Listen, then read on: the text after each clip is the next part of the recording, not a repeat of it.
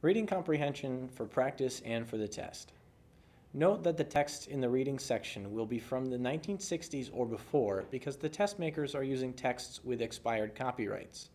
When you practice for this test, be reading material that is from the 1860s to the 1960s to get used to the language, subject matter, writing style, and so on of the texts from this time period. The more you practice, the more familiar you will be with this type and variety of text.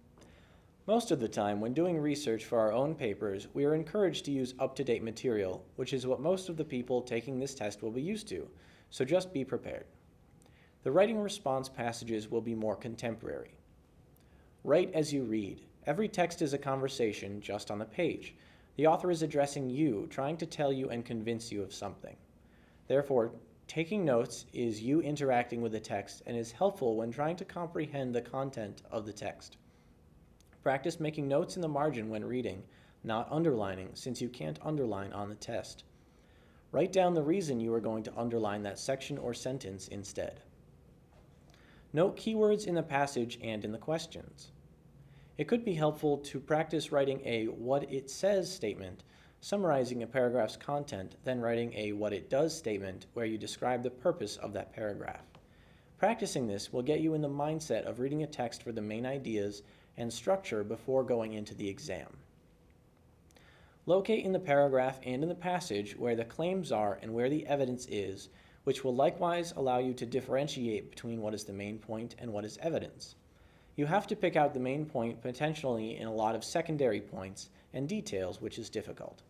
Summarizing is one way to draw a conclusion as to what the main point of a paragraph or overall passage is. Practice summarizing before going into the test to have developed the skill. The first sentence is the claim of the paragraph. If there is a single moment when she felt a sense of the harmony between her instincts and her environment most clearly, it might have been on a Paris street in the 6th arrondissement one night shortly after the start of World War I. This is the evidence that backs up the claim. It's an actual example of an event. If you want to closely read this, feel free to pause the video.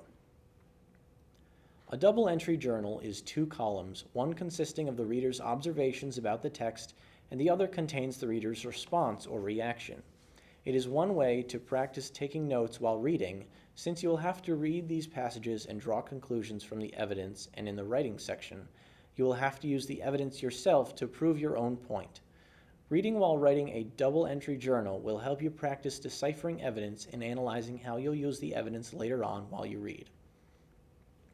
Asking questions while you read will help you see the text as conversation, which will help you read the text analytically as the author convincing you or informing you about a topic in his or her perspective. Reading for inquiry also makes reading much more active, which fosters critical thinking. Here are some types of questions to think about while you read to help you summarize, conclude, infer, etc. The author's text is not inherent truth, just an opinion, and knowing this will allow you to see the author's point of view, their ideas, their language, their structure, and so on. The language an author uses reveals biases, formality, etc. Imagine if the famous line, "Here's looking at you, kid," was, "Here's watching you, child." The meaning of this sentence completely changes. Not only is it more formal, but it is also creepy instead of romantic.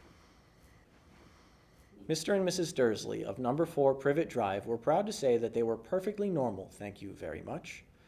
The actual meaning of this sentence does not change if "thank you very much" is taken out. However, this addition, tone is built. This addition is characterizing in that it implies the Dursleys are a defensive family and that normalcy is a goal in their life, though maybe something that they are incapable and insecure about achieving. This characterization, established through the tone, shows the author's bias toward the family. Purpose and audience. Every author is trying to influence your opinion. The author could use stylistic choices such as repetition to get their point across. This sentence is emphasizing that Gertrude Stein's life was predictable, which likewise emphasizes her rejection of this life. You may have heard these terms as pathos, ethos, and logos, but they're simply ethics, emotion, and reasoning. In the reading section, all of these will appear, but the writing section focuses on reasoning, the logic in the passages, and in your own response. Here are some examples. After making 1,000 peanut butter and jelly sandwiches, I know the proper ratio of peanut butter to jelly. But if you don't like this sandwich, I'll make you a new one. My father used Jif peanut butter on the last sandwich he made for me, so I always use Jif to honor his memory. According to studies done in New York, California, and Texas, peanut butter and jelly sandwiches are the most popular lunch sandwich among high school students. Value literary evidence over personal assumption. Just because a piece of information is true and you think it is true, does not mean it is true in the passage. You are drawing conclusions and inferring only from the evidence that is in the language of the passage. So in reading the Gertrude Stein piece, especially this sentence, I instantly disagreed. Hemingway and Fitzgerald are two of my favorite writers, and I know they did not get along. They were friends with Stein, but individually. Likewise, my understanding of all these writers and artists puts Gertrude Stein as more of a follower than a collector. I'd imagine Hemingway and Picasso collecting friends like Stein and not the other way around. When reading this and answering the questions, I had to be extra aware of my bias and background knowledge of these writers. Often, readers transform authors' ideas into ideas they are more comfortable with. It would have been easy for me to reject this sentence. However, if I did, I would have answered a question incorrectly. It is difficult to remove your bias as a reader, but it will benefit you in critically analyzing the passage.